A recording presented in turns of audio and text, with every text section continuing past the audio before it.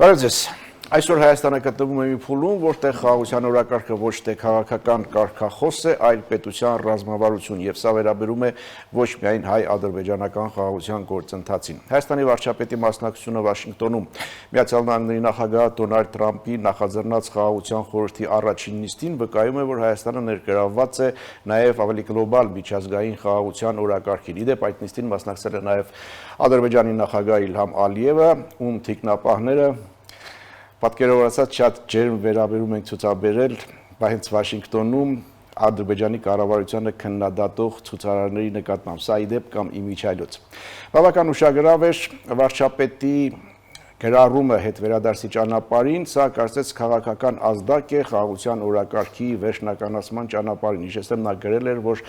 խաղաղության ավելի մեծ վստահությամբ է վերադառնում Հայաստան։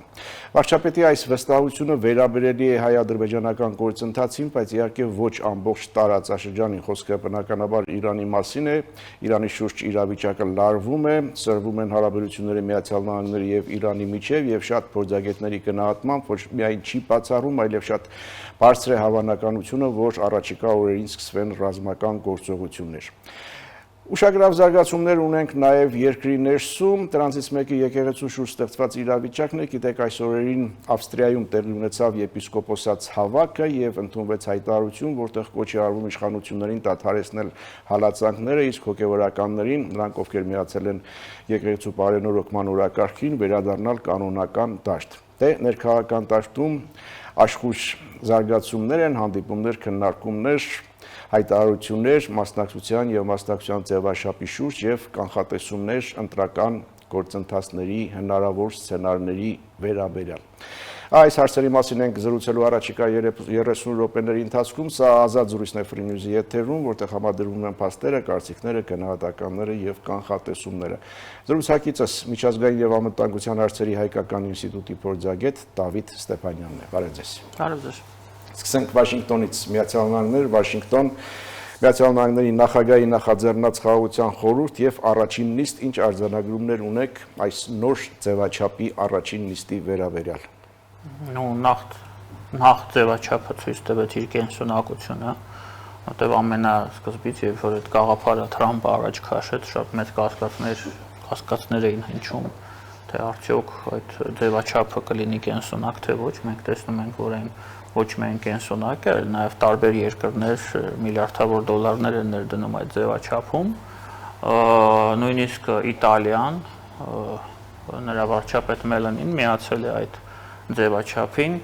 ճիշտ է ոչ թե մասնակցի, հա, այլ դիտորդի կարգավիճակով, ինչը իրականում շատ մեծ բան չի փոխում, ուղղակի սա թույլ է տալիս Իտալիային շրջանցել այն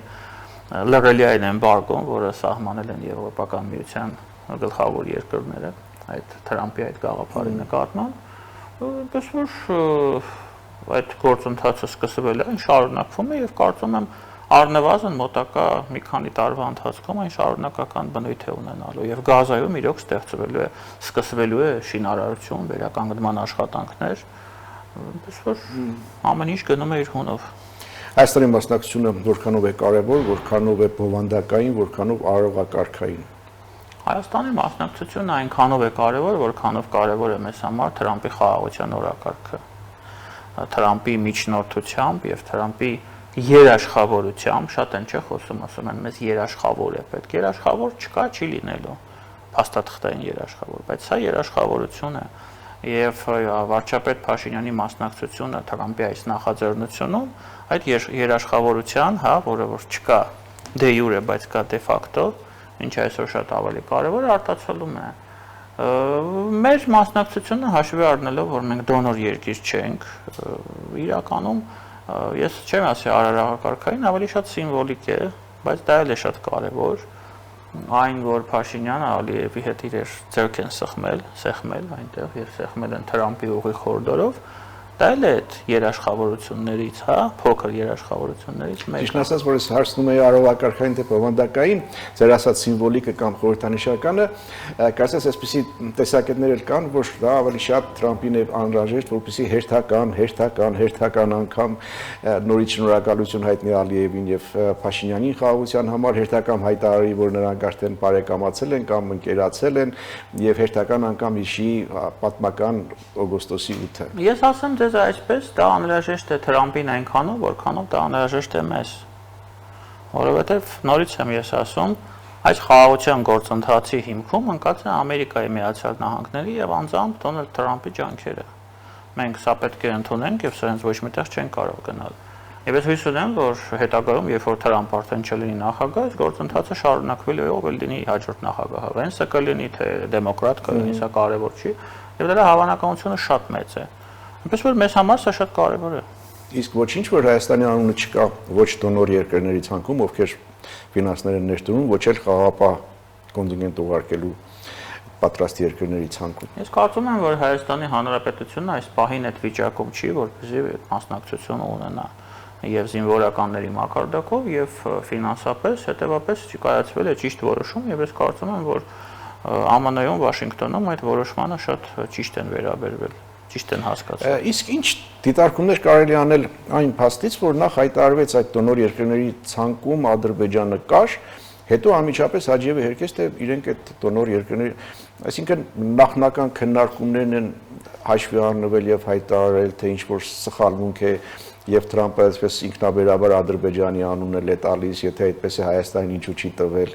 եւ ինչ է նշանակում Հաջիևի հերքումը, այսինքն կարող ենք լինել, բայց եթե ինչ որ բաներ ստանանք, ինչ որ ակնկալիքներ ունեն, սրա հետ կապված ինչ դիտարկումներ կարելի է։ Գիտեք, Դոնալդ Թրամփից հեռու չի, որ պատահաբար ասած լինի։ որ հա առանց քննարկման, ասենք Ադրբեջանի անունը տա, ես Հարուստ երկիր է։ Ես այո, այդ տրամաբանությամբ ես չեմ զարմանա, եթե դա այդպես է եղել։ Ավելի խորը չեմ կարող դա վերլուծել, որովհետև տեղեկատվություն չունեմ։ Իսկ ինչ կարելի ասել, սա իդեպ կամ միջավայր, ասենք անցնենք առաջ, հա, Ալիևի թիկնապահների այդ պահվածքի մասին։ Իրավապանները քննարկում են, ասում են հարցը հասել է մինչև պետդեպս, այն ինչ որ հետևանքներ կունենա։ Չեմ կարծում, որ հետևանքներ կունենա, հաշվի առնելով, որ Ալիևը հիմա Թրամփին պետք է,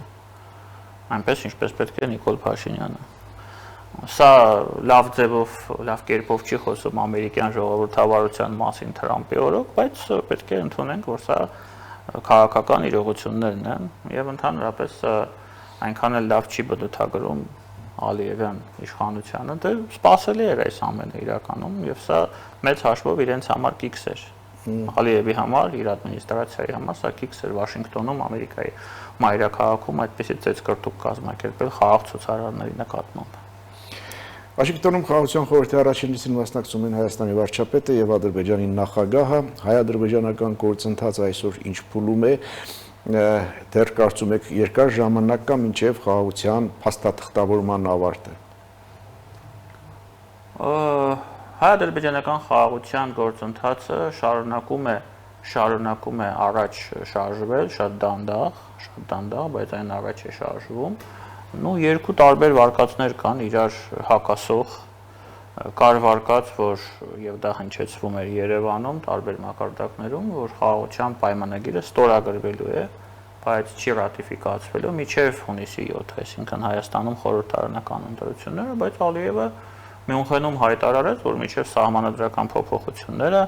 այդ փաստաթուղթը չի ստորագրելու։ Հիմա ես չգիտեմ որքանով է դա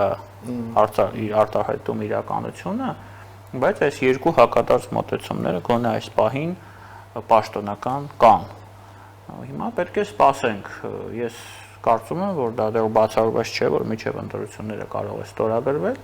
բայց տեսնենք, որովհետև Ալիևը բավականին տարօրինակ այդ հայտարարությունը արեց, որովհետև իմ տեղեկատվությամբ իրոք նախանշվում էր, որ պետք է ստորագրվի մինչև ընտրությունները։ Իսկ ինչ ռիսկեր է ստեղծում Ալիևի նման հռետորաբանությունը եւ ստորագրման համար այդ սահմանադրության մասով եւ գերիների մասով այդ կոշտ հայտարարությունները, համեմատությունները անտեղի։ Ոչ մի նոր ռիսկեր չի ստեղծում, ուղղակի ամրապնդում է այն ռիսկերը եւ մարտահրավերները, որոնք կային մինչև այս պահը։ Ես որևէ նոր բան չեմ տեսնում այստեղ, Ալիևը ինչ ասում, ինքը ասում է ես ստորագրել եմ փաստաթուղթը, բայց դուք ձեր սահմանադրությունը փոխեք։ Որովհետեւ նոր բան չկա այստեղ։ Գերիների մասով հասկանալի է, չէ, Ալիևին պետք է իր Նյուրնբերգը, բայց եկեք չհամեմատենք, հա, ես կարծում եմ ինքը համեմատությունը ոչ կորեկտ է, որովհետեւ Նյուրնբերգյան գործընթացը եղել է միջազգային, դա միջազգային տրիբունալ է եղել։ Իսկ ինքը ասում է մենք ուզում էինք որ լիներ միջազգային, բայց քանի որ հիմա միջազգային այդ հարաբերություններում այդ ամեն ինչը չկա, բացակայում է, փլված է, մենք ստացեցինք մեր դատապաշտպաններ չկան, դատախազներ չկան,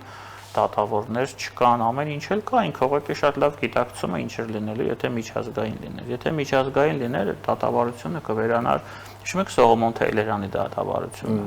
Երբ որ դատում էին Սողոմոն Թեյլերյանին, իսկ այդ դատը վերածվեց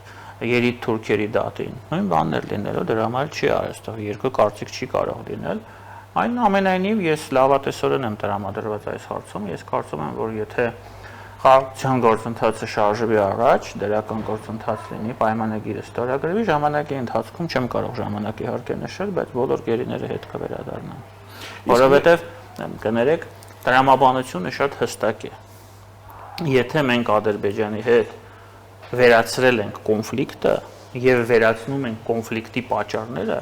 Մինսկի համանախագահների խումբն է ծրվել, չէ, պատրաստվում ենք միջազգային դատական ատյաններից հետ քաշել մեր հայցերը եւ Հայաստանը եւ Ադրբեջանը,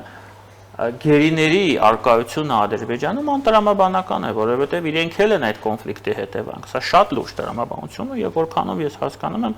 այդ տրամադրությունը դրված է հայկական կողմի մոտեցման հիմքում։ Դրանից դատելով ես կարծում եմ, որ վերջեվերջո, երբ որ այդ հարցերը լուծվեն, իմ նախանշված գերիներն կվերադառնան տուն։ Իսկ մեր հասարակությունները պատրաստ են այդ խաղաղությանը։ Ես համատեքստում խաղաղության կամուրջը ինչ դերակատարություն ունի, ես չգիտեմ դուք մասնակից եք այդ խաղաղության կամուրջին, ինչ դերակատարություն ունի դա հասարակությունները ինչու պատրաստ չեն եւ այդ խաղաղության կամուրջը ինչ անելիք ունի։ Հասարակությունները պատրաստ չեն եւ դա նորմալ է, որ պատրաստ չեն։ 30 տարի հասարակությունները իրար արյուն են թափել։ 30 տարի հասարակությունները իրար հայհոյել եւ անիծել են։ Ամենը փոխել 3 օրվա ընթացքում անհնար է, հասարակությունները պատրաստ չեն։ Հենց դրանով է կարևոր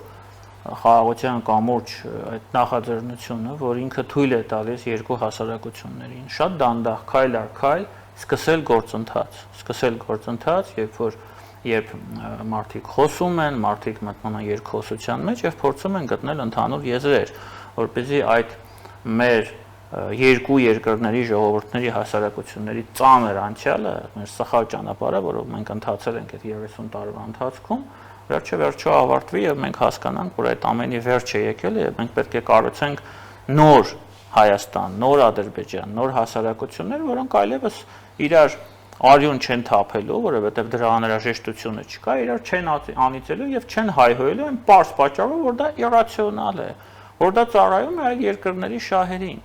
Դրանից ոչ ադրբեջանական ժողովուրդն է շահում, ոչ հայ ժողովուրդն է շահում։ Սա ծանր երկար ճանապարհ է։ Ես կարծում եմ, որ մենք պետք է այդ ճանապարհը անցնենք, մենք այլընտրանք չունենք։ Ես կարծում եմ, որ խաղաղության երկխոսությունը, այդ կամուրջը, որի մասին դուք ասում եք, ինքը անբաժանելի քաղաքական գործընթացի մաս է։ Քաղաքական գործընթացը, որը կա ամենաբարձր մակարդակով, պետք է զուգորդվի հասարակական գործընթացներով, որտեղ վերջեվերջո ժողովուրդն պետք է իր կարծիքը արտահայտի։ Ես հուսով եմ, որ գնալով այդ ֆորմատը կլայնանա, կընդլայնվի եւ շատ ավելի շատ մարդիկ կընդգրկվեն եւ իրենց կարծիքները կկարողանան ադրբեջանցիների հետ շփվելուց արտահայտեն, որպեսզի մեր հասարակությունները գնալով կարողանան շատ ավելի մոտ հարաբերություններ ստեղծելով կամած դանդաղ, հա, այդ թույնը, այդ մեր թունավոր անցյալը հաղթահարեն, դա շատ դժվար է, բայց դա հնարավոր է, որտեղ մենք այլընտրանք չունենք։ Իսկ դուք ինչ տպավորություն ունեք, խաղաղության կամրջի ադրբեջանցի պատվիրակների կողմից կար այդ պատրաստակամությունը խոսելու, միմյանց մտահոգությունները լսելու, ինչ-որ լուծումներ գտնելու, ինչ-որ փոխզիջումների հասարակությանը պատրաստելու այդ հարցերում կար թե պարզապես ցույցադրելու, որ եկել ենք, խոսում ենք եւ այլն։ Դե իրենց լսելով կարծում եմ, որ այո, կա, որովհետև իրենք այդ պատրաստակամությունը ցուցաբերում են։ Իրենք բոլորը մարդիկ, ովքեր ելույթներ էին ունենում, որոնք խոսում էին, ասում էին, այո, մեր նպատակը սա է, մենք սրա համար ենք եկել, եւ մենք վճռական ենք, ուզում ենք աշխատել այդ ուղղությամբ։ Ես դա լսեցի իրենցից։ Հիմա որքանով դա կհաջողվի կամ չի հաջողվի, դա առանձին հարց է։ Ես ասում եմ, սա շատ երկար եւ ծանր ճանապարհ է։ Բայց այդ ճանապարհով մենք պետք է ընթանանք, դե այդ մարդիկ էլ որ եկել են, իրենք դրա համար են եկել։ Հենց այնպես չեն եկել։ Իրենք ասում են եւ ես որքանով ես հասկանում եմ, իրենք չեն ստում, իրենք անկեղծ են այդ հարցում, որ իրոք իրենք էլ են ուզում խաղաղություն։ Իրենք էլ են ուզում այդ էջը փակել։ Վարչապետի գրառմանը ո՞նց է վերաբերում։ Կներեք։ Վարչապետի գրառմանը որպես քաղաքական ուղերձ, որ ավելի խաղաղության ավելի մեծ վստահությամբ եմ գալիս Հայաստան։ Ну, վարչապետը ես կարծում եմ այն տրամաբանությունը, որ ես դրեցի այս գործընթացի տակ մեր զրույցի սկզբնամասում, հենց վարչապետի այդ հայտարարության համատեքստում նաև կարող եմ ես ասել, ամեն մի քայլ, ամեն մի հանդիպում, ամեն մի Թրամփի եւ Ալիևի հետ ձեռքսեղմում այդ վստահությունը չնչին տոկոսով, բայց բարձրացնում է։ Ես ասում եմ, սա շատ դանդաղ եւ երկար ճանապարհ է, բայց կամաց դանդաղ քարի վրա դնելով այդ գործընթացը առաջ է գնալու։ Եվ այդ գործընթացը հենց հիմա այս պահին առաջ է գնում։ Ես նորից եմ ասում, հրաշքներ չեն լինում, մենք չպետք է սպասենք, որ 2 կամ 3 օրից պայմանագրերը կստորագրվեն եւ ժողովուրդները կսկսեն իրար սիրել։ Այնքան առատ, ինչպես ատում էին իրար, հա, դա անհնար է։ Բայց ճանապարհը սա է եւ մենք պետք է ճանապարհով անցնենք։ Ես հույս ունեմ, որ մեզ խանգարող արտաքին գործոններ իհայտ չեն գա մոտակա տարիների ընթացքում եւ այդ իրավիճակը, որը ձևավորվում է այստեղ Հայաստանում եւ Ադրբեջանում, թույլ կտա մեզ այդ գործընթացը վերջապես ավարտել, բացել սահմանները, սահմանագծումը անել եւ փորձել ապրել այնպես, ինչպես ապրում են մարդիկ ամբողջ աշխարհում։ Նորմալ կյանքով։ Շատ լավ, մեր զրույցի սկզբում ավելի ճիշտ մինչև զրույցը սկսելը պատասխանխոսքում ես նկատեցի, որ վարչապետի այդ խաղաղության վստահությունը վերաբերելի է հայ-ադրբեջանական խաղաղության գործընթացին, բայց ոչ ամբողջ տարածաշրջանին, նկատի ունենալով Իրանը, Իրանի շուրջ ստեղծված իրավիճակը։ Ձեր գնահատմամբ ինչպիսին է իրավիճակը, որքանով եք կիսում փորձագիտական այն գնահատականները, որ ոչ միայն չի բացառվում, այլև շատ հավանական է, որ հենց առաջիկա օրերին այստեղ սկսվեն ռազմական գործողություններ։ Փոքր դադարից հետո շարունակենք։ Կվերադառնանք վայրկյաններ անց։ Հիշեցնեմ, սա ազատ զրույցն է Free News-ի եթերում, ես զրուցում եմ միջազգային եւ անվտանգության հարցերի հայկական ինստիտուտի փորձագետ Դավիթ Ստեփանյանի հետ։ Մենք հասանք Իրան, Իրանի շուրջ ստեղծված իրավիճակ, լարվածություն, Միացյալ Նահանգներ Իրան հարաբերությունների սրում եւ ռազմական գործողությունների հավանականություն։ Իրանի շուրջ իրավիճակը իրականում այս պահին բավականին պարզ է։ Կա ընդամենը 2 հիմնական վարկած։ Առաջի վարկածը հետևյալն է. Ամերիկայի Միացյալ Նահանգները բերել են նավատորմ, ավիակիրներ, ինքնաթիռներ, շատ լուրջ պոտենցիալ են հավաքել ռազմական, հա, որը օգտագործում են Իրանի հետ բանակցային գործընթացում։ Նրանք ինչ են ասում։ Նրանք ասում են կամ դու ընդունում ես մեր վերջնագիրը, դու հրաժարվում ես միջուկային ծրագրից, հրթիռաշինական ծրագրից, քո պրոքսիներին ես Համասից եւ Հեզբոլլահից ես հրաժարվում, կամ մենք հարվածելու ենք, մենք ոչնչացնելու ենք քո քաղաքական, հա, ռազմական համակարգը, մենք քեզ սարքելու ենք մի երկիր, որը վաղվա բանակցություններում դու շատ ավելի թույլ դիրքերից ես հանդես գալու։ Իրենց ասածը սա է։ Եթե մինչև 12 օրյա պատերազմը քո դիրքերը մի փոքր ավելի ամուր էին, հիմա թուլացան, այդ հարվածներից հետո ավելի թույլ են լինելու։ Վաղը երբ որ դու գաս բանակցելու, մենք կարող արդեն այլ պահանջներ ներկայացնենք։ Օրինակ ռեժիմի փոփոխման, հենց հստակ պահանջ։ Սա էլ են նրանք ասում։ Հիմա էլ ըստ շրջանառությունների Միացյալ Նահանգների պլանը մաքսիմում եւ մինիմում, մաքսիմումը հենց ռեժիմի փոփոխությունն է, ոչնչացնելու ճանապարհով եւ կամ մինիմումն ռազմականը ոչ։ Համաձայնվի այդ մինիմումին, այդ ուլտիմատումին համաձայնվի ու շարունակի քո գաղերապետությունով երկիրը ղեկավարել։ Եթե չէ, հարվածներ են լինելու։ Հիմա Իրանը եթե համաձայնվում է, հարվածներ չեն լինելու։ Եթե չի համաձայնվում, ուրեմն լինելու են։ Դա այսինքն հարցս այն մասին է, թե արդյոք այդ խնդրի լուծման դիվանագիտական ռեսուրսները, հնարավորությունները արդեն սպառվել են, թե դեռ հնարավոր է։ Չեն սպառվել այնքան ժամանակ, մինչև Իրանը վերջնական պատասխանը չի տվել։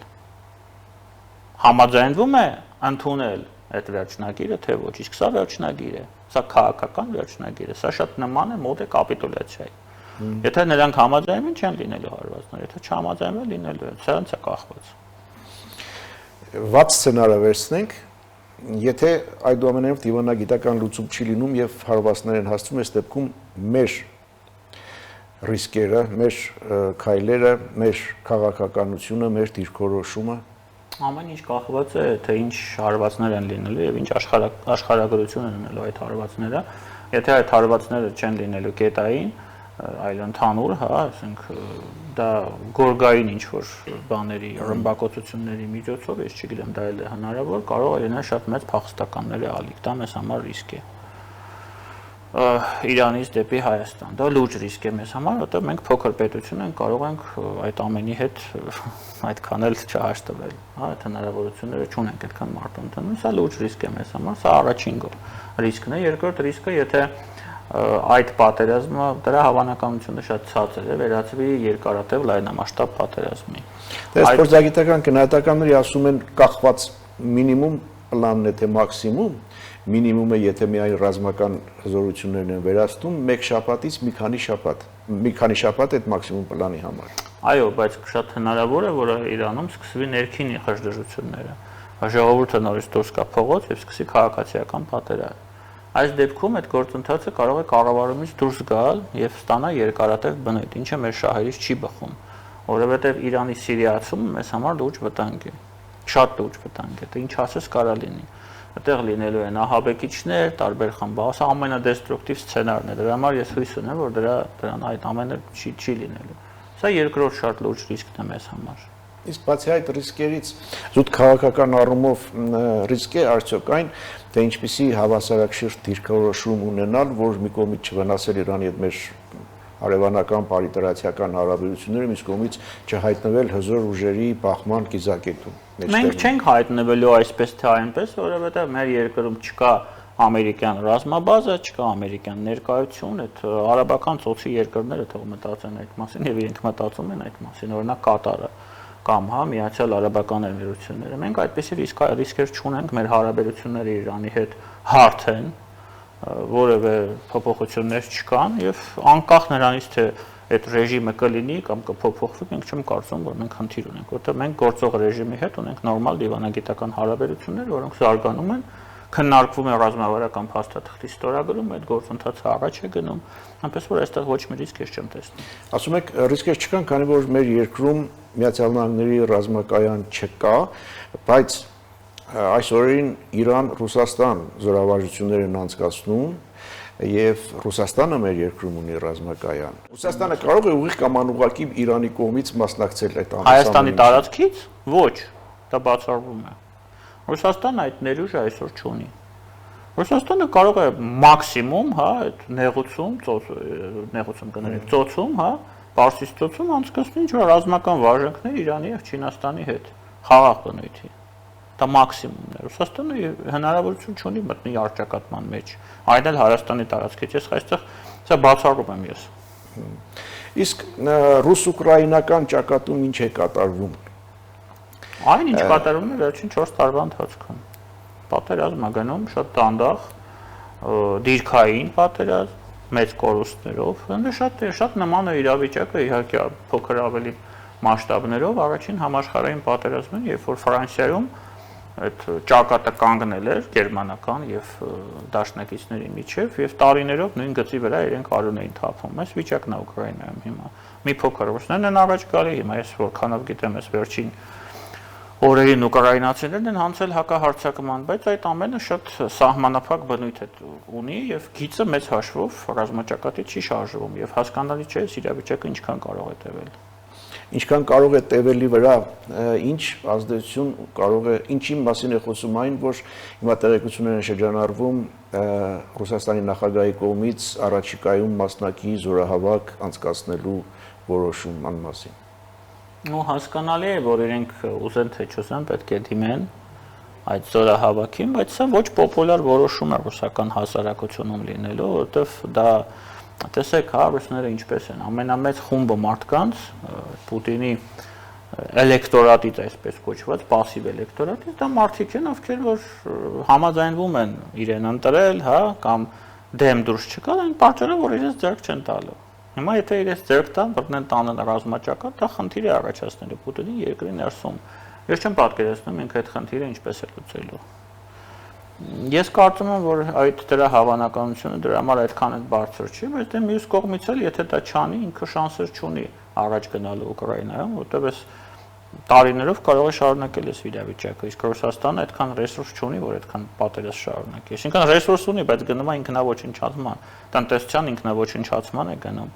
Մի օր այդ փուչիկը պայթելու է, չէ՞։ Իրենք չեն կարող անընդհատ այդ գումարները լցնեն այդ ռեզերվային ֆոնդերից լցնեն, որպես օրինակ ռուբլու կուրսը պահեն։ Նաբիուլինայի զեկույցները, երբ որ ես լսում եմ, ես զարմանում եմ, որ Ռուսաստանում կարող են հնչել այդպիսի զեկույցներ, բայց մարդը զգուշացնում է, ռեզերվները ավարտվում են։ Եվ եթե այսպես շարունակի, Ռուսաստանի տնտեսությունը կարող է մի օր կանգնել կոլապսի առջև։ Այդուամենայնիվ, եթե կան այդպիսի խոսակցություններ եւ եթե այդ խոսակցությունները համապատասխանում են իրականությանը, որ մասնակից զորավարկ, այսինքն դա նշանակում է, որ պատերազմի վերջը դեռ չի երևում։ Պատերազմի վերջը չի երևում, այսպես թե այնպես։ Չի երևում, որովհետեւ երկ չկա։ Այս իրավիճակը մտել է փակողի բոլորի համար։ Քանի որ լուծել ռազմական միջոցներով չի ստացվում, Թրամփն էլ պատժամիջոցներն է երկարացնում։ Իհարկե, երկարացնելու է, ուժեղացնելու է, Մասկը Starlink-ը անջատեց, իրենք արդեն լուրջ խնդիրներ ունեցան։ Քայլ են անելու դա, բայց ես չգիտեմ իրականում ինչի վրա է դրել հույսը Պուտինը, երևի շարունակելու է պատերազմը այնքան ժամանակ, որքան իր ռեժիմը գոյատևի։ Ես այդպես եմ տեսնում, որովհետև այլ տրամաբանություն, այլ նպատակահարմարություն այստեղ չկա։ Ինքը չի կարող Ուկրաինային հաղթել։ Չի կարող Ուկրաինային հաղթել այնպես, ինչպես նա է դա պատկերացնում, այսինքն փոխել Ուկրաինայում իշխանություն, գրավել Կիևը, սարքել Ուկրաինան երկրորդ Բելարուս։ Իսկ իր նպատակը դա է։ Եթե չի կարող, հետևապես ինչ է ուզում։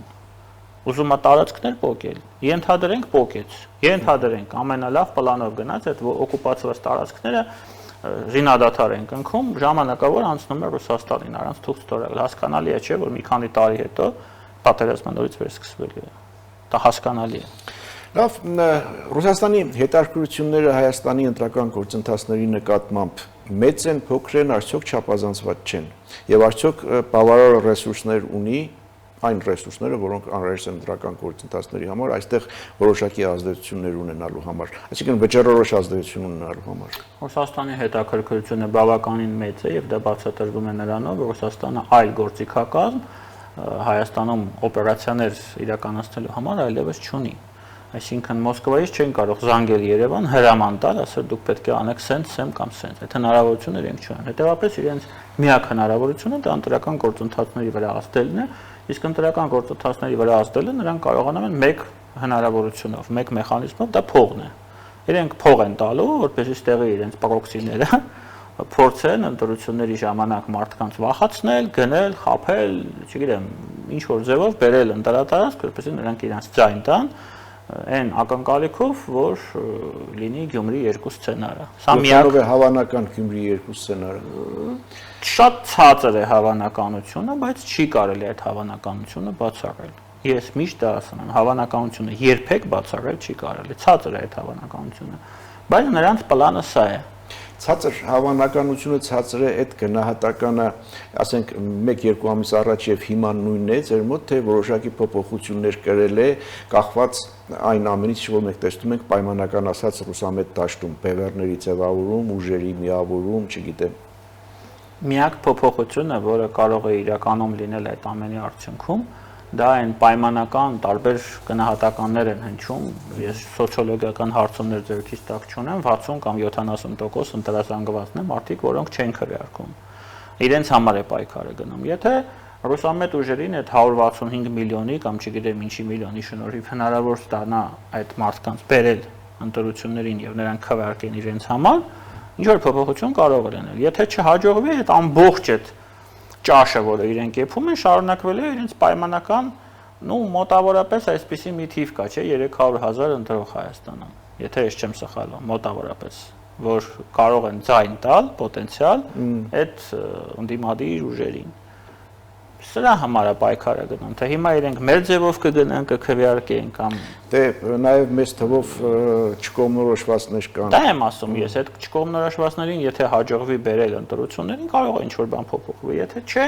մենք ստանալու ենք մոտավորապես նույն խորհրդարանը, որտեղ ունենք Քոչարյանի փոխարեն կարող է լինել Նարեկ Կարապետյանը, հա, կամ Սերժ Սարգսյանի փոխարեն լինել, կամ կարող են 3-ով լինել, բայց ամեն մեկը ունենալ 5-4%։ Դա սենց ինչ-որ մի բան տեղի ունենալու։ Եթե իրենք չհաջողվի դա անել, իսկ ես բարձր չեմ գնահատում այդ հնարավորությունը, չնայած չեմ բացառում դա։ Մեկ հարցել եկեղեցու շուրջ տեղի ունեցող իրադարձություններից ինչ կարելի ասել Ավստրիայում դեմքի արտահայտությունն